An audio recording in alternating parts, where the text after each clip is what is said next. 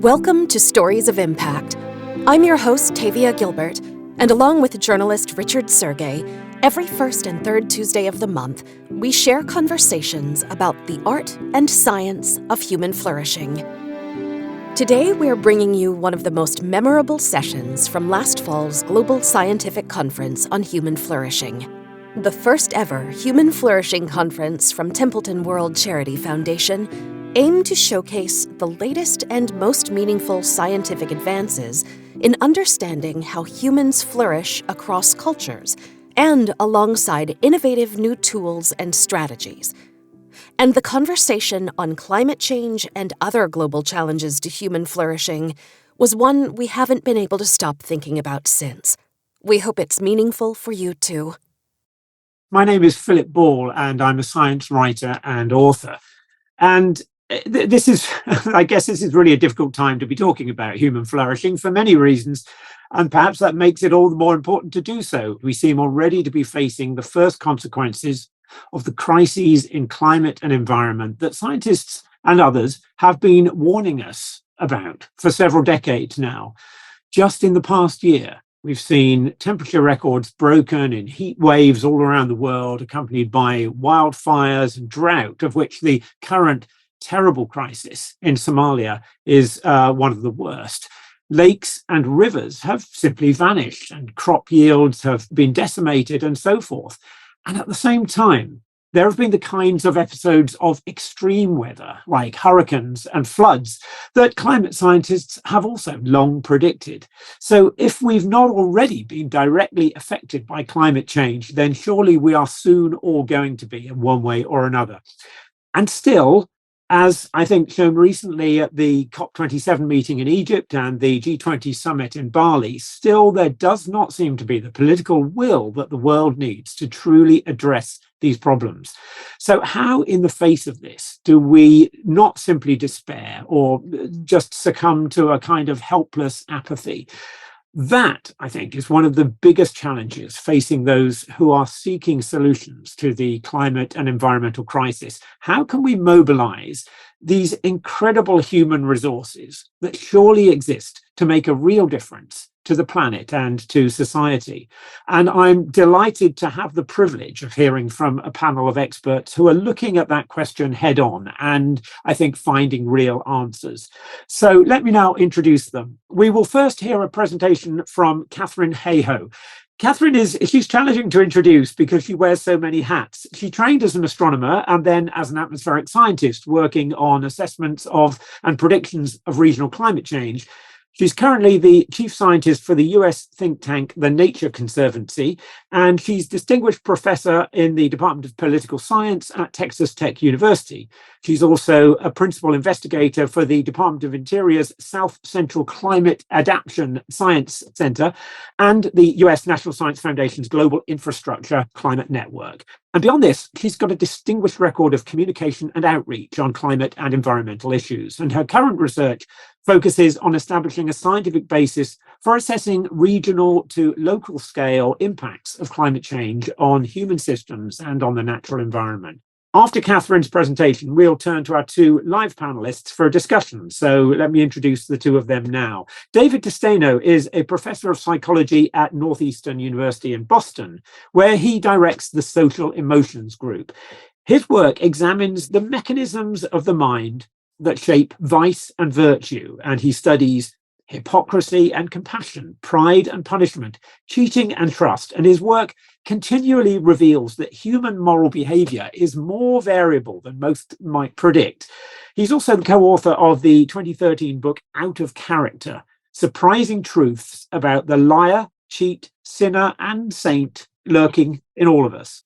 Dekila Chungyalpa is the founder and director of the LOCA Initiative, an education and outreach program at the University of Wisconsin-Madison for faith leaders and religious institutions.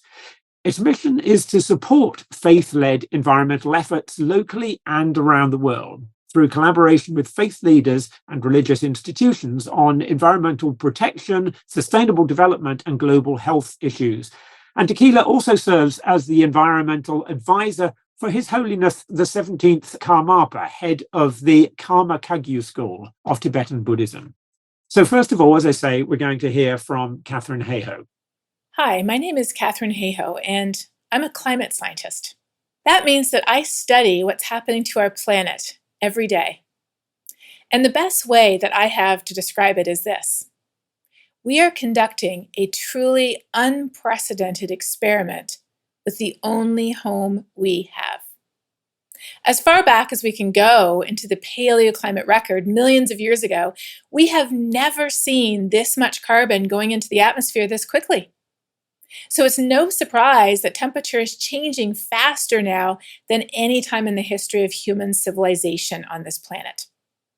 And that's why this matters. Because our entire society, how we grow our food, how we allocate our water, how we design and maintain our infrastructure, where and how we've drawn our geopolitical boundaries, the entire basis of our economy is predicated on the assumption of a stable climate. And over the history of human civilization on this planet, the planet's temperature has been as stable as that of the human body. It's gone up and down by a few tenths of a degree, just like your body does over the course of a day. But today, we're more than a degree Celsius, almost 2 degrees Fahrenheit over where we should be. And that means that we're running a fever. Another way to look at it is this. For all of the history of humans planning on this planet, we've been able to use the past as a guide to the future because climate was stable. That's similar to driving down the road looking in the rear view mirror. That might sound ridiculous, but there is a circumstance under which that works pretty well. If you are driving down an empty, dead, straight road, then the past is a good guide to the future. But today, climate is changing faster again than any time that we've seen. We are on an unprecedented curve. Our wheels are already on the rumble strip. And in order to make it around that curve safely, we have to do something we've never done before. And that is we have to look to the future. Because if we don't make it around this curve, there is no way we're going to flourish. So you might say, well, what about all the other challenges we have? What about the growing distrust of science or political divisions? What about socioeconomic and racial inequality, poverty, hunger, and disease? Where does climate change rank with these global challenges? We often think of all of these issues as separate buckets that we put our time, our money, our effort into. But climate change is not a separate bucket to fill at the expense of the time and effort we put into other buckets. Rather, climate change is quite literally the hole in the bucket. It is the hole that will make it impossible for us to fill any other bucket, whether we're working on poverty or inequality or hunger or disease. There is no way that we can successfully address these issues if we do not patch the hole in the bucket. And that hole is climate change. Climate change is already exacerbating poverty. Since the 1960s, the gap between the richest and poorest countries in the world has increased thanks to climate change by as much as 25%. Climate change is compounding water and food shortages. It's impacting people's health. Even the simple act of burning fossil fuels for energy produces so much air pollution. It's responsible for 10 million premature deaths per year. Climate change even drives resource scarcity that causes authoritative states to thrive and spawns civil conflict. Climate change is, as the US military calls it, a threat multiplier. In other words, it takes all the other issues we're already concerned about and it exacerbates them or multiplies them. Unprecedented experiment, hole in the bucket, threat multiplier. These are all accurate descriptions of climate change. But whatever description you prefer, we know it's urgent and we have to do something about it. Why? Because there is no pathway forward to human flourishing on this planet without it. Quite literally, climate change is what stands between us and a better future. Because despite what you might have heard, it's not a choice between the environment or the economy, people or the planet. This planet will be orbiting the sun long after we are gone. We are the ones who depend on it and on all other life for all of the resources we have, the air we breathe, the water we drink, the food we eat, the materials we use to make everything we have. So this fight we're in, it is quite literally not about saving the planet. It is about saving us. And here's the good news. Climate actions aren't only actions to tackle climate change. They're actions to tackle all of the other problems we confront too. Because climate solutions can give us cleaner air and water. They can protect us from disasters like storms, wildfires, and floods that climate change is supersizing, making worse. Climate solutions can give us better health, provide more affordable energy, reduce inequalities, create healthy ecosystems, protect our biodiversity, and give us a more stable world. So when it comes to climate action, the only question we have left is, what are we waiting for? Because to ensure human flourishing and a better future, we have to tackle climate change. We have no choice.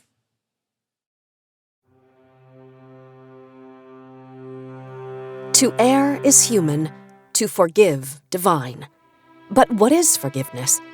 When can it rightly be sought or offered? Can it be corporate as well as an individual? What role should forgiveness play in law, public policy, or even public health? How can we become more forgiving? Templeton World Charity Foundation is a co-host of the Harvard T.H. Chan School of Public Health's Human Flourishing Conference, Forgiveness, Interdisciplinary Perspectives. On April 21st and 22nd, eminent scholars and practitioners from philosophy, theology, psychology, law, peace studies, and public health will gather together to consider forgiveness. The conference will be hosted in Harvard's Memorial Church and is open to the public, but registration is necessary. To register, visit hfh.fas.harvard.edu/forgiveness-conference-Harvard. We'll add the link to that registration page in our show notes. We hope you can join us.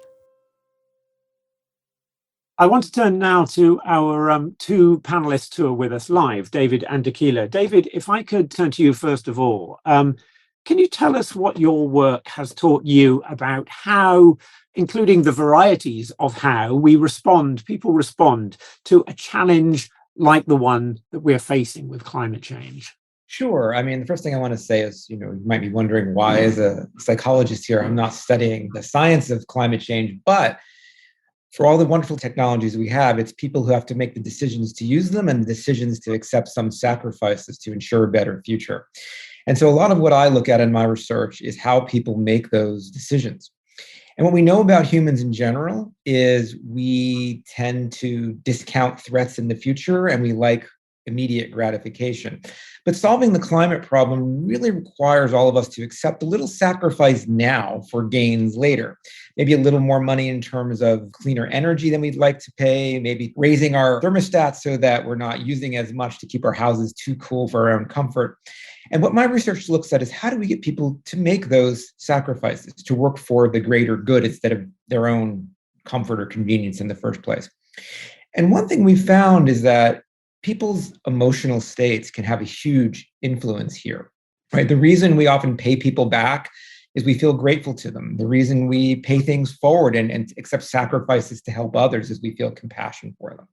And so what we found in our work is that by cultivating these emotions, people will make more environmental decisions. Let me just give you one quick example. We have people in situations that are akin to the tragedy of the commons. So where there is, for example, a certain amount of finite resources, and people can choose how much they want to take from that. Let's say we're going to use money. If you take little bits, the pool is replenished and everybody can do well. But if you start extracting too much, the pool depletes. So you can think about this in terms of overfishing or taking too much energy that causes a blackout, et cetera. And what we find is that when people feel emotions like gratitude, they make more sustainable decisions. That is, they're willing to take less for their own individual gain, leaving more for everybody else. So I may be willing to pay a little bit more to take a little bit less profit to keep the pool going, right? In terms of clean energy, et cetera. And so one of the ways that we've found to have people make decisions that are sustainable is to have them cultivate these emotional states which color our decisions and make us willing to value the future more than the present. I'm curious about whether you think the same considerations apply. You've talked sort of about individuals.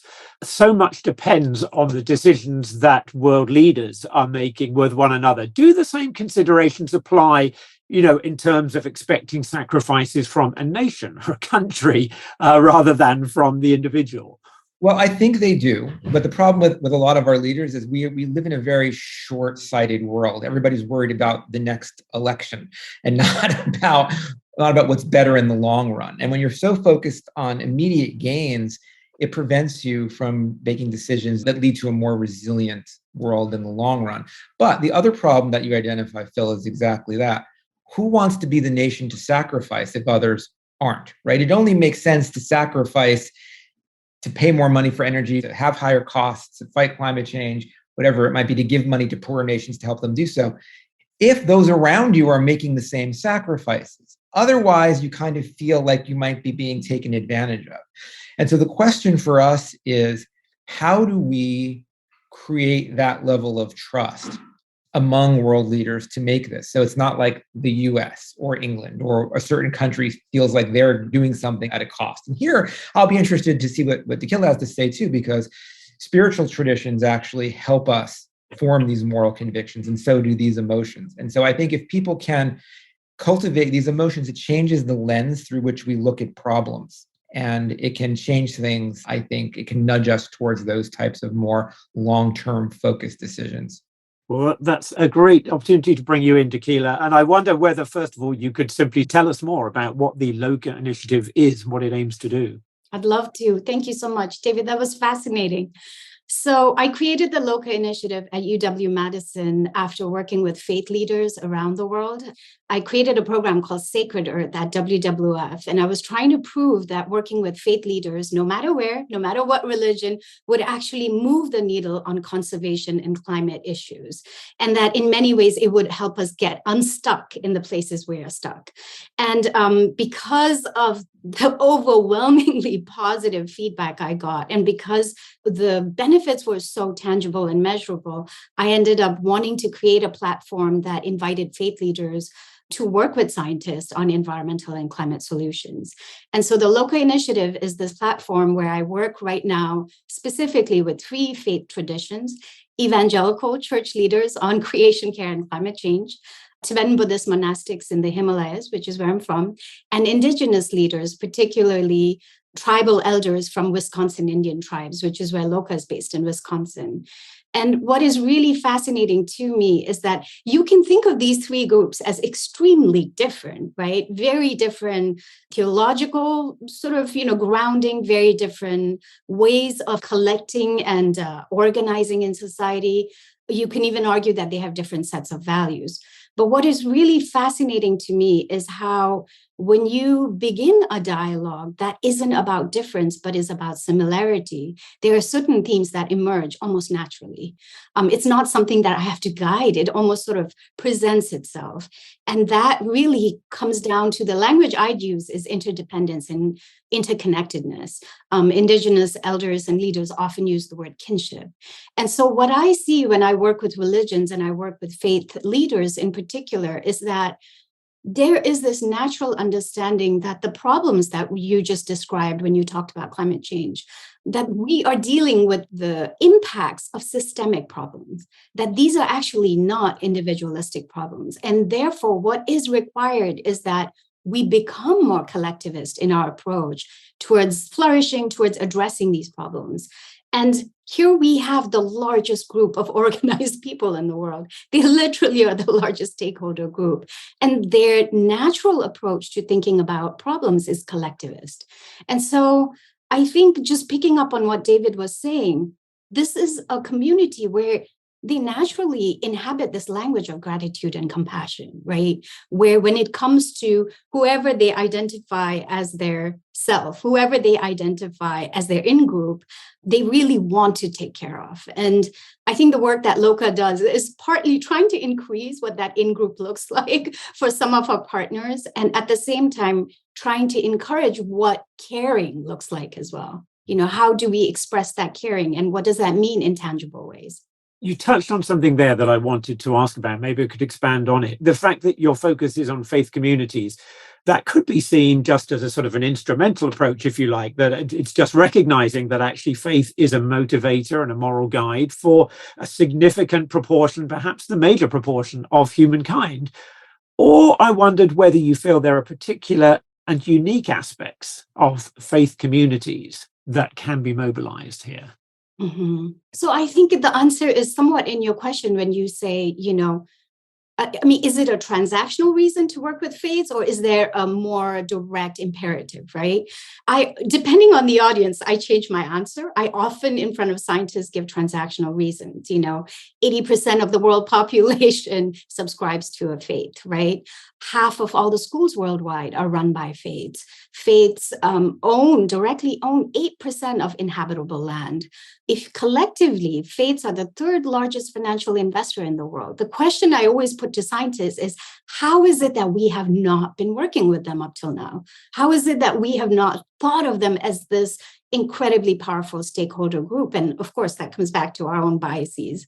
But I do think there is a much deeper moral imperative for why we need to engage religious traditions. And that is because spiritual wisdom, and I'm actually paraphrasing Bill McKibben, but spiritual traditions are the one space that we have left where we do not calculate human existence in materialistic terms, where we do not say the sum total of a human existence, of human life's worth is actually money, right? It's physical success, are all the trappings, the houses, the cars, and so on. This is still the space that is in some sense beyond neoliberalism, beyond this definition of how we decide what matters in human life. And I think spiritual wisdom provides a basis for emotional and social resilience that is often undervalued by science. And when it comes down to it, faith leaders are so naturally suited to address the root causes of environmental degradation, including human greed and grasping, right? Including this sort of addiction we have to consumerism to fill this empty space inside of us. Spiritual tradition actually allows us to get and deal with that space that we want to ignore, right? And so I see multiple reasons why we could be discussing with faith leaders how we address larger systemic problems, not just in a transactional sort of, we need your clout way, but also to engage human beings in a dialogue that I think is much needed. There is a reason why chronic loneliness is such an epidemic in highly consumeristic individual societies. And so how do we talk about issues like that and connect it to climate change? I completely agree with what Dekila is saying. And I think we scientists, and I'm probably in the minority among my peers, but I'm working hard to change this. We need to look to spiritual traditions, not to the theology, right? Science cannot prove if God exists. That's not a question we're equipped to answer. But for millennia, right, a lot of moral decision-making, a lot of cooperation, which is what's going to be required to combat climate change, came from spiritual traditions, and not just the belief systems, but also the practices. And I think Dekila is hitting on an important point there. When you engage in spiritual practices, it tends to cultivate these emotions in you. Prayer, blessings of gratitude, things that meditation enhances compassion. We have research showing that. And to the extent that those emotions become more a part of a person's life, they affect the decisions we make. We bring people into our lab, and we can have them count their blessings either to God or to fate or whatever it might be. It doesn't matter. But when they feel that gratitude, they make economic and moral decisions that more value the other and value the future. And put together, that's what it's going to take for climate change. It's going to take people willing to make decisions that say, I'm willing to sacrifice a little of my comfort, my profit, whatever it might be, so that I can ensure a better world for others around me and for future generations. And those emotions, when you feel them, color the mind's computations to make those outcomes more acceptable. And I think on a daily basis, the little things we do, if we cultivate these emotions, they nudge us toward valuing the future more than the present and make us make decisions about how we're going to spend our money, who we're going to vote for, what policies we accept, more future-sighted than what's in it for me right now, future be damned. Well, this leads me to a question that I wanted to put to both of you, which is that there's one way of approaching this question to consider how to cultivate altruism, compassion for one another, interpersonal relationships. But there's also the other aspect that I think is certainly present in, as far as I can see, all of the world's major faiths, of something more than that. It's something outside ourselves and outside the human, really a deep respect for the world that we're given. And I wonder whether you could both say something about the, if you like, the relative significance of those two perspectives, one being how we treat and respect and look at others, and the other, the wider view of what responsibilities we have, what respect we have for the natural world, for the world we're in. Well, I automatically think about the indigenous leaders I work with. So much historical trauma and burden from colonization. And yet it's amazing to note that 80% of biodiversity today is said to exist on indigenous managed lands, right? And that really comes from a worldview that is rooted in interdependence and kinship. And this coexistence, I think, between nature and people, between the wild and tamed, right? Between the spiritual and material. This is such a common theme for indigenous culture. And it's very easy to other that. It's very easy to think of that as something that just exists in indigenous communities. Whereas what I do see is that there is this, and it's fascinating because often the space that I find the most promise for debate, even among faith leaders that, let's say, question climate science, is usually the space around, I'd say theological literacy, where if you are willing to, if you have that curiosity to go back and look at what your theology says, sooner or later, you're going to find something that talks about the importance of nature.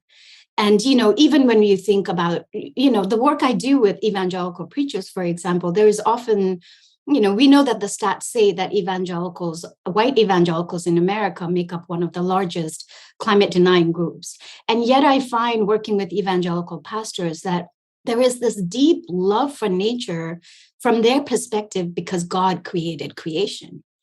And God spent many more days creating creation than he did creating man, right? And so there is this, just in that space, there is a willingness to have this debate around, well, what does that mean in terms of responsibility? What does that mean for evangelicals in terms of responsibility? We just wrapped up a week-long convening where we brought 18 evangelical pastors to have this dialogue. And what was fascinating to me was, David brought this up earlier, almost every breakthrough happened from the space and from the conversation around gratitude. Almost every breakthrough that we had in this convening was because of the sense of gratitude they feel to the Creator. And then this desire to respond, right? And it was fascinating because as someone who's been raised and who's trained in the Buddhist tradition, it was fascinating to see how what I'm actually seeing is what I would call this direct access to interdependence, right? Prajnaparamita is the phrase that we would use. And it really came because of that space of gratitude. So I think when we think about how faith leaders can engage or how faith leaders can contribute, what would be fascinating is just increasing the number of conversations we have around gratitude and our planet. How none of us can exist without the planet, right? Even the oxygen we're inhaling right now comes from outside of us. And maybe that is the conversation we request all faith leaders to start leading with. Yeah, I mean, we do difficult things, sometimes because we think we should, but when we do them because we think we should, we often do them with regret or hesitance or trepidation. Sometimes we do difficult things because we feel we should. And when we feel we should, think about if you love a child or love a parent or love someone, how much you will do for them that involves sacrifice. By cultivating those emotions, it just changes what we value. And so I was really interested to hear Dekila say that when people thought about gratitude, that's what broke through, right? That's what breaks down those defenses. I think oftentimes, especially in the US, there is this kind of conflation of religion and spirituality with politics. And that can cause a problem. When you go back to the text, as Dekila said, there usually is some foresight, some mention of interdependence, some focus on being a good steward, being a good cooperator, helping other people. But what cuts through the noise, it is really changing people's emotional states, because that changes the lens through which the brain interprets facts. It just does. And that is why many spiritual traditions can cause the changes in people they do, whether it's experiencing awe in the state of nature, gratitude for the things that you have, clean water, clean air. It changes the lens, and it does it in a way that doesn't require us to have debates in our mind about, what does this politician say? What about this? Am I owning the libs? Am I fighting the conservatives? And so I think it's a more authentic change. And if something that you can cultivate, it becomes a habit and becomes more long-lasting as a lens through which to make decisions in this world. Well, this sounds to me as though it has implications for the way we communicate, the way we talk about climate change and, the environmental threats we face. And this is something that, as a science communicator, I struggle with, that the temptation is to say, look how bad things are, look at what the projections are for the future, how much worse they could get. This is really alarming, isn't it? We have to do something about it. And, I think there has to be some of that sort of fact-based communication. But from what both of you are saying, that's not what is going to make the difference to the way people might choose to act.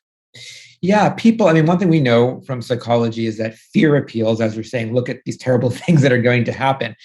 Unless you give people a concrete route to deal with that, they kind of just shy away from it. But the problem with climate change is the concrete route to change it is often something they don't want to do, because it also involves sacrifice. It's not like, here, take this pill or go get a cancer screening and you'll be fine. And so the question is, here's the strategy. How do we make it more acceptable to you? How do we make this sacrifice something that you're willing to accept? And because humans like immediate gratification, no one likes sacrifice. And so you have to pair the fear with something that makes the sacrifice more palatable. And I think that's where these emotions come into play, because they make sacrifice more palatable to people. So if you can mix those at the same time, you're going to have a better outcome than just making people afraid and saying, well, the choice is to tune out and not think about the bad thing that's coming, or this other option, which feels really bad and you don't want to do either. And Dekila, have you seen, in the course of the work that you've done, have you seen perceptions and attitudes change, in particular communities? And if you have, and I hope you have, are you aware of what it was that really precipitated that change? Mm-hmm. When it comes to faith groups, so yes, definitely. I began working, I didn't mean to. My background was conservation. I worked for WWF. I just volunteered to work with one Tibetan Buddhist group in the Himalayas on my private time. And what emerged from that was what I saw, I created environmental guidelines for Tibetan Buddhist monasteries in the Himalayas. And what I got in response was an absolute clamoring for science, was this really deep desire from the monastics. And we were talking about all across the Himalayas saying, train us. The guidelines are not enough. And so I ended up creating these trainings for them. And they decided to self-organize into an association. And before I knew it, there was an eco-monastic movement in the Himalayas that had no plans of setting off.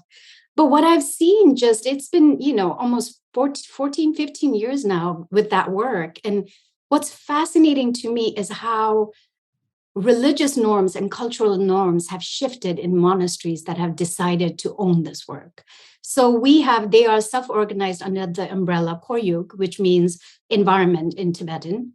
And we're talking about 50 plus monasteries all across the Himalayas, from Ladakh to Bhutan, for those of you who know the region. And when they initially started doing this work, their reasoning was really simplistic. It was, the head of my monastic order said we should become better environmentalists. So here we are, right? Very simplistic. And at some point, that work started becoming a source of pride for them because they were getting attention for it. But what was really fascinating too was that it ended up being a defining factor for them. So each monastery was choosing to define themselves as an eco-monastery. And there was this loop that was happening of positive reinforcement. And what I've seen over time is that as monasteries shift towards environmental behavior, they seem to, if anything, take a great deal of, I would say the word joy. We don't use that word enough, in scientific surroundings. They take so much joy in not just being the leader, but also being the teacher, right? So here, to give you a sense of what the context is, climate change is ravaging the Himalayas. Whether it's the price of onions, whether it's drought, whether it's electricity, every aspect of people's lives are affected by climate change. And so all of a sudden, you have a group of people who've been told their purpose is religious, and in a very specific, narrow sector, all of a sudden, they're being told that they are problem solvers and that what they do affects the community in a tangible way. And they've really risen to that challenge. And I see this with every religious group I've worked with, that at some point, it crosses that boundary of their own institutional sort of influence, right? It goes into society and the role they can play as moral leaders. And they sort of, there's a real thirst for that and a desire to take that space. To me, it's so obvious that they are our natural partner when it comes to climate and environmental issues for that reason, because they are self-motivated. And I cannot emphasize that enough, having worked with governments and corporations, that to have this powerful social entity that is self-motivated to do good, it does not need to be convinced, does not make arguments based on GDP, does not need to be bribed, does not think about the ultimate criteria for success being monetary, right? They really are focused on the well-being of society in general.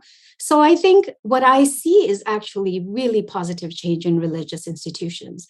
But one thing I do want to say also is that I see a great deal of hope in the fact that people's attitudes in America towards climate change has completely shifted.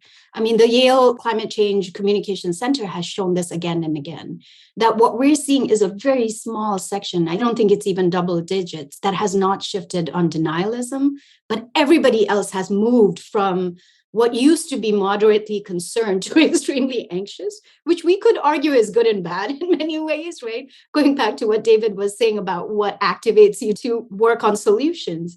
But I think that is promising, and we have to see that as an opportunity.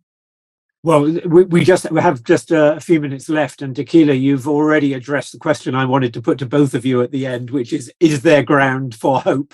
And thank you so much for giving me some, at least. It is so good to hear that. David, I wonder if I could put that to you. Do you see grounds that something really can shift in the way people think about these challenges?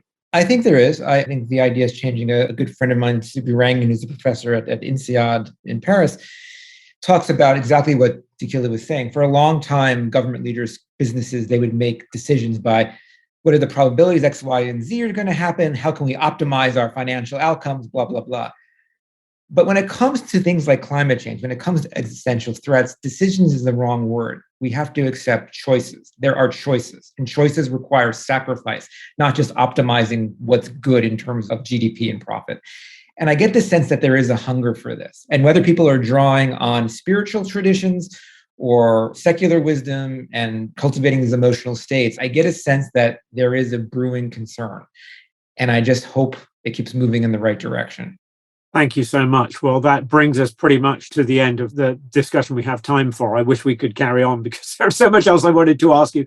But thank you so much, both of you, David and Dekila, for the perspectives you've given. And I do hope that others will have had the same response as I have to see that actually, despite these immense challenges we face, there are not only grounds for hope, but there are some very practical ways that we can start to change the conversation and start to improve the prospects that we have. So thank you very much, both of you, for that discussion. Thanks to Dr. Katharine Hayhoe for her presentation, and to panelists Dr. David DeSteno and Dekila Chungyalpa for lending us their expertise.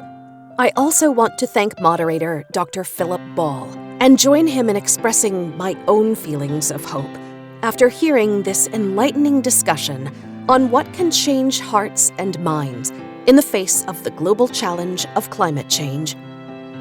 This has been the Stories of Impact podcast with Richard Sergey and Tavia Gilbert, written and produced by Talkbox Productions and Tavia Gilbert, with senior producer Katie Flood.